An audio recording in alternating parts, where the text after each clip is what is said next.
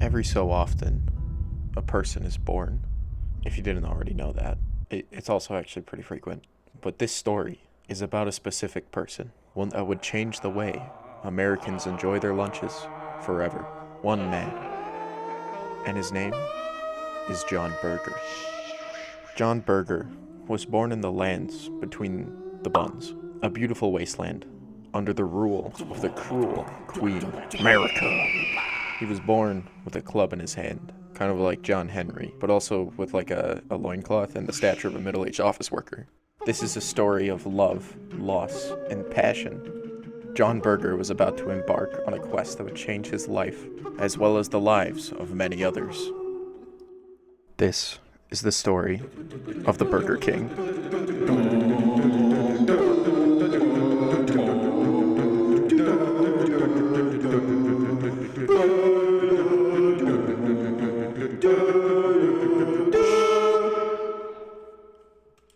John Berger awoke in what he assumed to be the local orphanage. Him, a newborn, holding a barbarian club, and some broad, old enough to be losing their fingers. It was all adding up.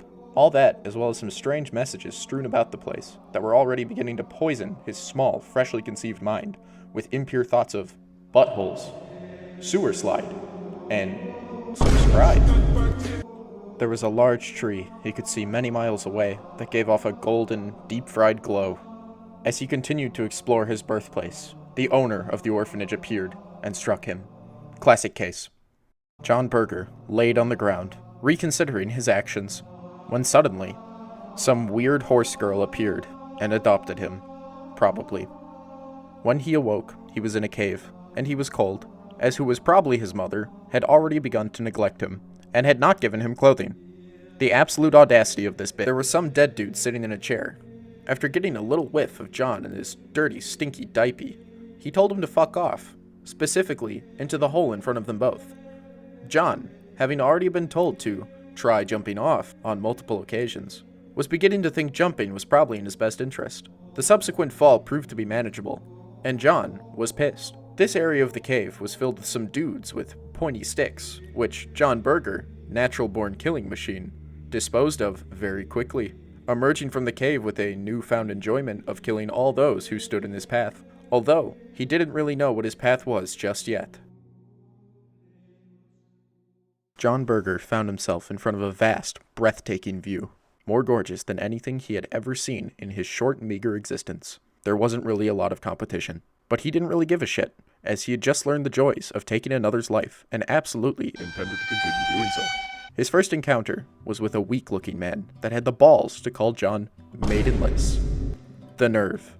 John Berger was unfazed, however, as he was quickly realizing that he was, in fact, an absolute Sigma male that did not require anything but his club, let alone maidens, to get his gains. His second encounter was with a kind merchant that offered to teach John all about the stock market and how to be a successful business owner using this one simple trick. 5 installments of $199 later, John was educated. Could he have spent that money on clothing and food instead? Yes. Would that increase his margins? No. John increased his margins on over to a statue that lit a little blue candle and showed him the way to a crypt full of victims for him to release the souls of. John got his ass beat.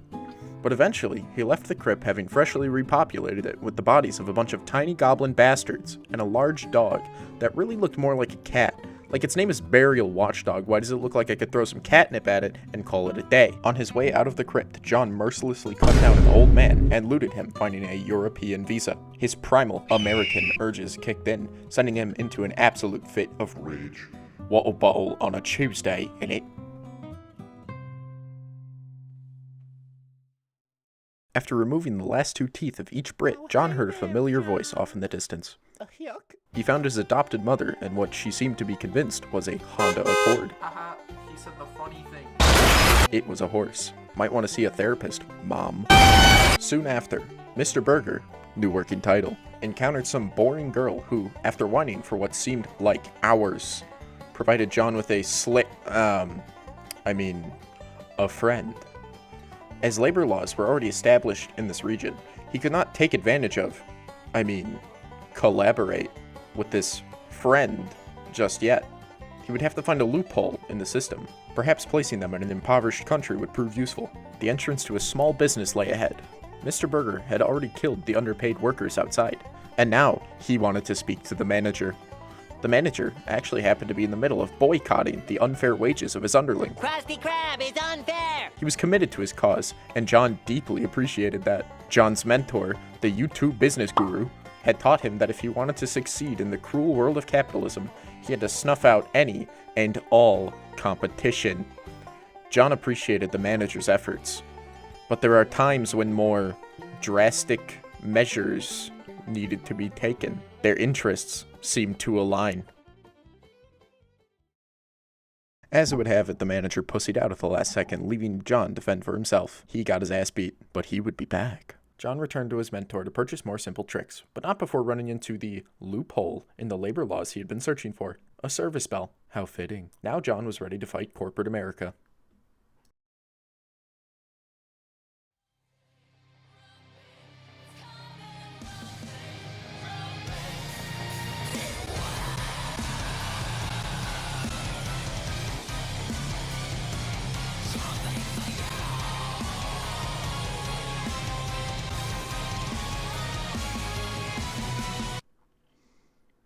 Cool. John left the small business in the hands of the manager, feeling very accomplished, as though he had done a very good thing for once. John found this guy, who he hated, and some birds, whom he despises, and this guy, who should be cast into the eternal lake of fire. Burn, bitch! Speaking of people John hates, the owner of the orphanage had come to find him. Stop right there, criminal scum! Apparently, the adoption papers had not been properly filled out, and Mr. Hands wanted to put John back in his place. But John was a strong, independent boyo now, and banished the owner back to the orphanage, where he would stay for all eternity. It was also around this time that the Twitch VOD gods had decided to grace us with audio from the streams. Twitch.tv/dunce155. Soon after, Mr. Berger stumbled upon some barbarian lady with daddy issues who offered to help fight another guy with a lot of hands. Why does everyone have so many hands? 2 is plenty, TBH. And then the guy gets a dragon arm. I would say that's a little excessive, wouldn't you? John and the girl with daddy issues made quick work of the guy with the cold-blooded, hot-breathing appendage and the hand fetish and moved on. Guess you could say they dealt with him handedly. Feel my bloody... Oh, that guy really hated that joke. Past the angry civilian, John met a lot of pretty cool entrepreneurs, like the manager of Red Lobster, some lady that runs a fortune-telling scam, and an engineer that makes siege weapons. Too bad every great invention dies with their inventor, or something like that. He was learning a lot from all the great people he was meeting, but his thirst for knowledge could not be quenched. He had saved up a lot of money. Surely it was enough to start looking into higher education. It's never enough, John. It's never enough. Attempting to compensate for the indefinite pit of debt he would be cast into, John went to see if there were any lawsuits waiting to be collected on at the orphanage. He had forgotten that he had previously banished the owner here, and the owner was not happy with him. In the end, Mr. Berger mercilessly killed the owner and collected his golden swords. Perhaps these would go for a pretty penny. Or maybe he would just stab things with them. That would be kind of a flex. Clout and ego inflation aside, off to school went Mr. Berger. He began to learn from great business owners that clearly didn't have the ambition or guts to actually start their own business. Why else would they be teaching instead? John soaked up as much information as he could, but he couldn't help but wonder, couldn't he just buy more simple tricks from his mentor? These thoughts festered in his mind until one day he decided to follow in the footsteps of every billionaire, drop out and kill the dean of students. Yes, Bill Gates, Steve Jobs, and Gabe Newell all killed their dean of students. Little did John Berger know, all of those men had also died of on his way to the dean's office. John found and collected a bit of a trophy. Maybe he would adorn it after his task was completed. The dean was in her office. Lucky for John. Around her lay countless students, begging for their money back. Mr. Berger couldn't get them their money back, but he could put them out of their misery. These poor, poor students. He would release them. And the dean was next. But alas, she stood no chance against John and his vast amount of debt-backed rage. Mr. Berger cut down the dean of students and freed himself from any contractual and financial obligations. Probably. John left his school, and he began a new chapter of his life. He adorned the trophy he had collected, the head of one of his former teachers, and he looked baller. With this new drip came a new working title. He would be known as the Burger King. The Burger King is in no way affiliated with the Burger King, American multinational chain of hamburger fast food restaurants. All heinous acts performed and described in reference to the Burger King or John Burger are only in reference to him and in no way related to the Burger King, American multinational chain of hamburger fast food restaurants. Anyway, now that John was free of his educational chains, it seemed as though it may be time to start looking for some women to employ, or anyone else works too, I guess. One of John's cohorts had informed him of a place he might find some cheap and malleable employment. All he had to do was defeat a cancer-ridden vegetative scooter enthusiast, descend into the third circle of hell, fight himself, fight the Beastie Boys, I want it that way. and wait, go back. Ah, of course. It's as they say. The only good help nowadays is yourself. They also say that you should only treat people the way you expect to be treated. And the Burger King was already used to being treated like a less than human lowlife that exists to be taken advantage of. This was absolutely perfect. The only thing that the Burger King needed now was a better way of eliminating his enemies. There was a certain large knife that he wanted to obtain, but getting it would not be a simple task. He first had to speak with Blue Mommy Dommy, take an Uber to the second circle of hell, pick up Tiny Mommy Dommy, put her in the cum jar, slay an angry furry, and then wade through the melted brains of all the degenerates that claim they won't play this game because it's bad. It's not a bad game, you just suck, fucko. This is fucked. Yes, to obtain the butter knife of destiny, John had to defeat this massive lizard that could drift better than the Japanese. Nonetheless, he was able to overcome his reptilian adversary, and he obtained a cool sword. It was pretty cool. Ooh. Epic weeaboo thought slayer in hand, the Burger King began to wander the streets of what appeared to be Boston, Massachusetts, thrown into a state of being more akin to Detroit. He scoped out the area for any businesses he could fight, and came across the soul of Ray Kroc, that guy that scammed the McDonald's brothers. Ray thought he could scam the Burger King out of his assets as well, but he was sorely mistaken. The Burger King and his homie, the Burger Clone, were much stronger than the McDonald's brothers had ever been. Maybe they should have tried killing him with a cool, epic, awesome sword. Idiots. Nice cop.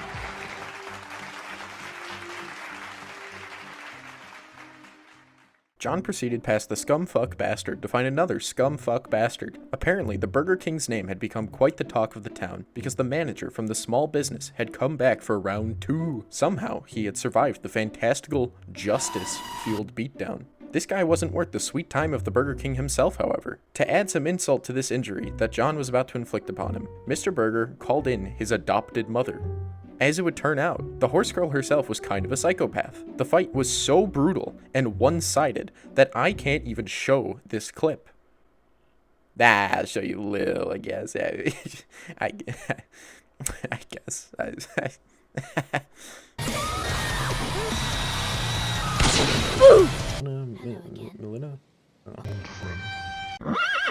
With those wise words, the Burger King was off to the snowfields. He fought Large Bird, met Mr. Thimble, the master of Monopoly, repaired invertebrate family relations, and did this stupid fucking puzzle, which wasn't even a fucking puzzle! But luckily, Google Coon is a summonable spirit. Oh, he also got another cool sword from this guy. After all that, the Burger King was starting to feel a little cold, but he could feel a strange amount of warmth blowing towards him. He rushed towards it, only to find a large, ugly Nordic man with fire magic. Pissed off, John summoned some gravity magic that he had learned from Scooter Man. I guess he'll be taking the fall for that one. Who the fuck wrote this?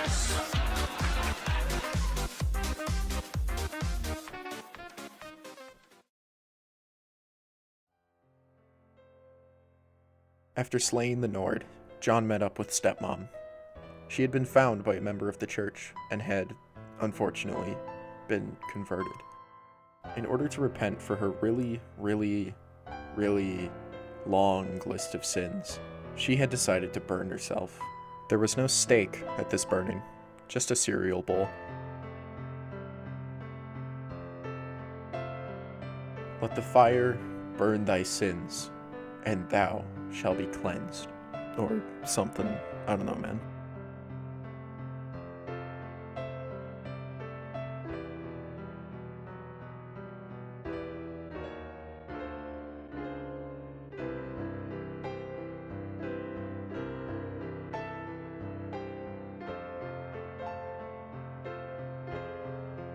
John was heartbroken.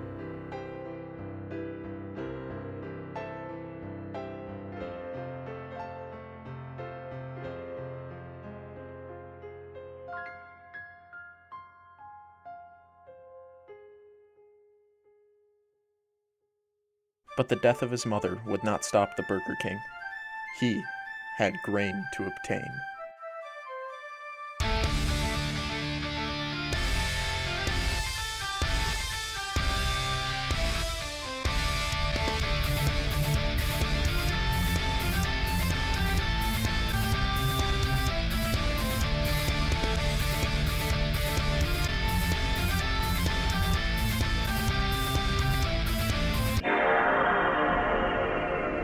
Mr. Burger's passionate and epic montage was cut short. He needed an upgrade. Roiding wasn't out of the question, but it didn't really offer a long-term financial gain. One thing that had not so far failed the Burger King was cool swords. Luckily, he recalled a certain boardwalk owner having a pretty nifty poking stick.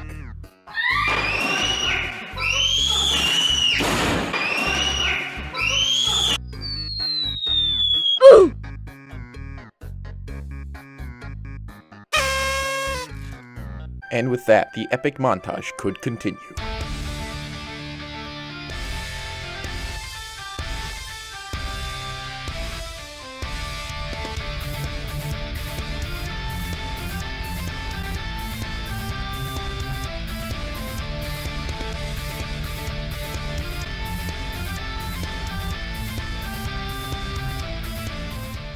With an epic montage out of the way, the Burger King could get back to business. As he thought about what he should conquer next, he realized the answer was simple. He would go off to save Blue Mommy Dommy? No, that can't be right. That's like super out of character. He's a Sigma male. What's happening right now? Okay. The Burger King returned to the area from his montage. A wasteland in the sky that was full of things for him to kill. Nothing to simp over in sight. See, there was even a cool old dragon up there. At the end of the floating islands was a member of the church, quite possibly the leader of it. Images of his mother flashed in John Burger's mind, and his eyes began to see red. John hadn't known his psychotic parent for very long, but she had rescued him, and given him a chance at success in life. For once in his short existence, the Burger King was about to impose liquidation upon an opposing business for someone other than himself.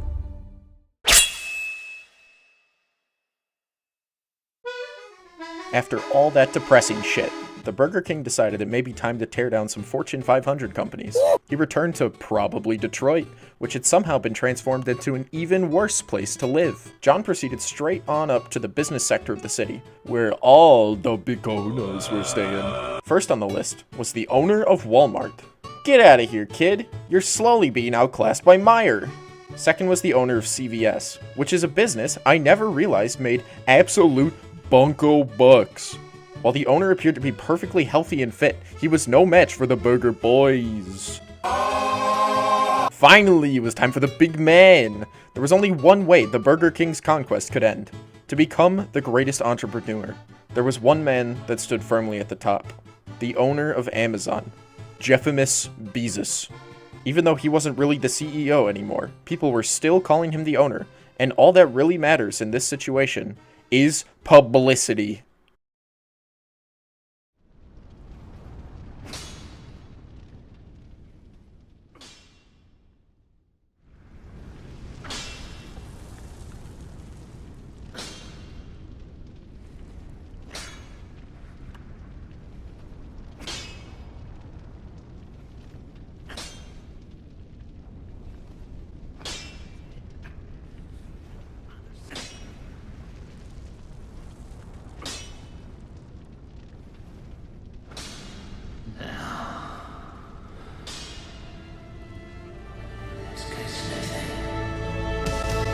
The Burger King's battle with Jeffimus was nothing short of spectacular. The business giants swung at each other ruthlessly, each blow carrying the weight of all of their holdings. Jeffimus didn't seem to have any shortcomings in his investments. However, A large majority of his holdings were placed in his own company, Amazon. John, on the other hand, had spent his time in the land between the buns, building out an incredibly diverse portfolio. His master had taught him not to throw all his eggs in one basket. The Burger King had collected stock from the small business with the rioting workers, hand stock from the fetish guy, as well as stock in Red Lobster, fortune-telling, tech startups, scooters, and even some stock in the church that he pried out of the cold, dead hands of that heathen. He had also obtained stock in horse feed that he inherited from his adopted mother. He could feel the ebb and flow of their battle's market, and as such, knew exactly when to exchange his holdings with Jeff's throat. The Burger King threw one final, decisive swing.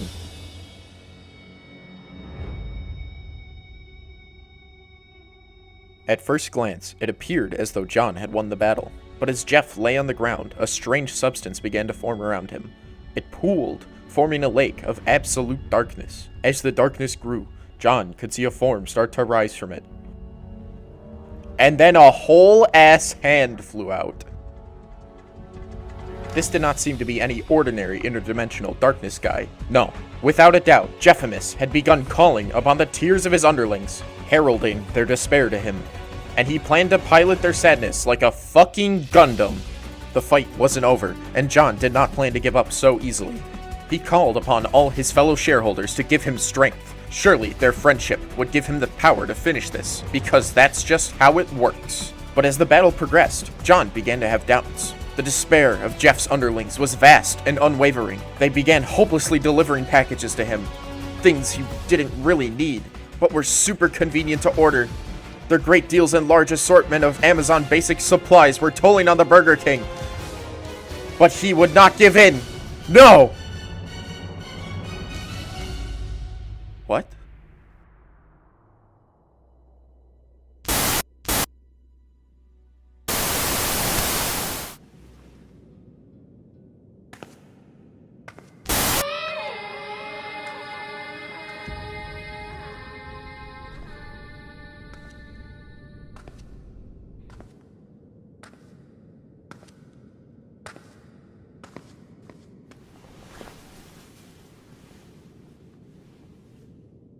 The battle is over, I see. Amidst the seduction of Blue Mommy Dommy, John had fallen for the oldest trick in the book, a divorce. At the end of this timeline, John had married the witch, and she promptly divorced him, taking half of everything he owned. Not only that, but she had sent him backwards in time, to a time when he had nothing. Luckily for the Burger King, he had an offshore account where he had stored a majority of his assets. He would be returning for the entrepreneur's crown shortly, and with a vengeance. He had actually already received the crown, but the Burger King's overlords had lost the VOD containing his grand battle, and this video is not ending without footage of the Burger King becoming a fucking god!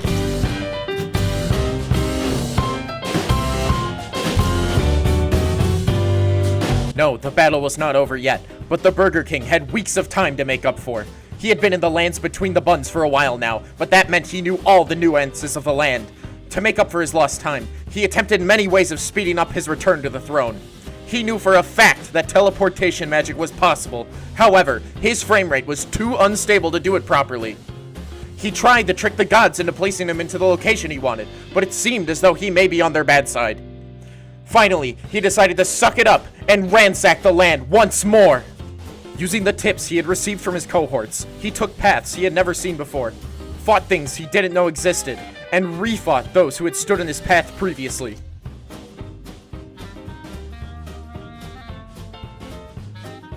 And eventually, after a very fast but grueling journey, he returned to the throne of Bezimus, where he would finally take his place as the king of the business world.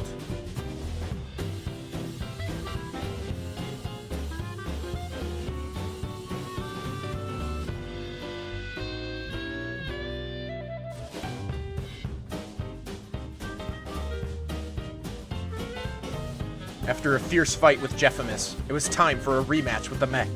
This time, it would be different. The Burger clone went down quickly, but the Burger King felt no worries about this battle. He had doubled down on his training, and he could feel the rhythm of the battle. No, the rhythm of the universe! Probably. The battle seemed close. Too close, in fact. But in the end, the victor was clear.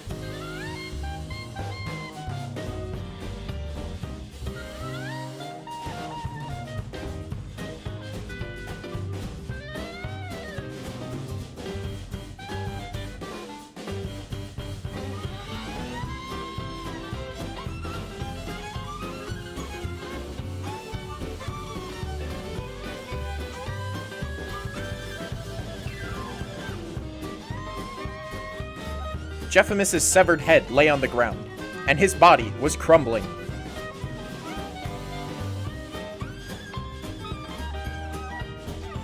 The Burger King lifted the skull to place it back on the body in remembrance of all those who had come before him. It was also kind of fucked up, but this art piece served to remember all that the Burger King had accomplished and all that he would accomplish in the future. It was a symbol of his victory.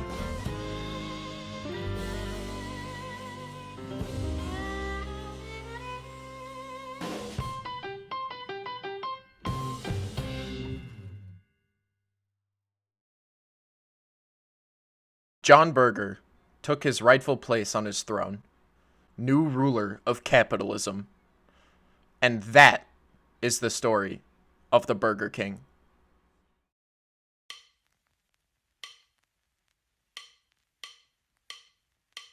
Thank you everyone so much for watching. This video took a long time to make, but I had so much fun doing it. And I made it because I really love this game, and I really wanted to just make something nice for it. So thank you to everyone who was patient while I didn't upload for 2 months and didn't stream for the last month. Streams will be returning this week, so look forward to that. If you did enjoy this, please leave a like and a subscribe and go catch a stream. Come on, come catch a stream. Come on, you know you wanna. And have a nice day. Thank you. Bye-bye.